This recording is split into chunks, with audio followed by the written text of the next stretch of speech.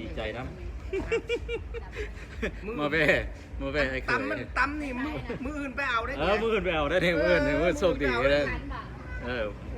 ล้างรถงามเด้รถเพิ่นเนาะรีโวออกใหม่2024เลยเนี่ยอัปเดตล่าสุดเนี่ย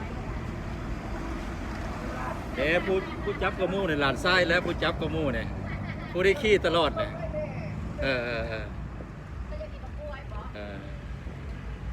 ไก่เคี้ยวยี่ดอกกับหมอทั้งหลังก็ได้เนาะรีโวกับมาสด้าก็จะไก่เคี้ยวยี่ดอกจะได้บริกินเนาะป้าน้อยบริกินเนาะมายามบ้านเกิดเมืองนอน มาจากบ้านมูล บ้านมูลเด้บ้าน บ้านมัง ฝั่งใส่แห่แพร่ใส่บูเด้ร้านเอ้ยกับเพื่อนก็ขายหลายอย่างโอ้หลานไส้กำลังเอาเหล้ามาให้กินนะ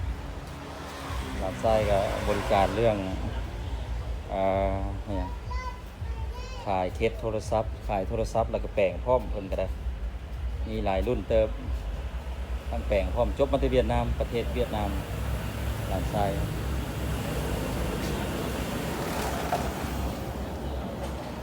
เครื่องของเพิ่นเครื่องของขายเนาะมีหลายอย่างเนาะคือว่าค่อนข้างจะครบตัวลายจะเป็นอาหารก็จะเป็นส้มพักเนี่ยเพราะอาหารสั้นเลิศของบ้านเขาเสียงไฟเนี่ยส้มพัก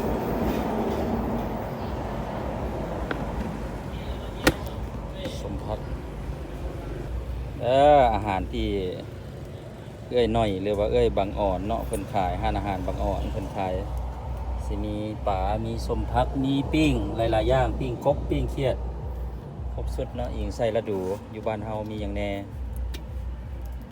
เนี่ยผู้มาซื้อก็ได้พวกคนมาแต่แขก เดี๋ยวต่ออยู่อีวีสอง มายามบ้านเกิดนี่นั่นห้านอาหารของเอื้อยบางอ่อนเด้ห้านอาหารบางอ่อนครอบครัวกำลังจะพากันไปสวรรค์เขตครอบครัว ข้าวถั่วได้ยังข้าว ไปกับรถคู่ใจมาสด้าบรรยากาศอยู่บ้านเกิดเซบังไฟนี่เป็นเซบังไฟเมืองเซบังไฟแขวงขมวน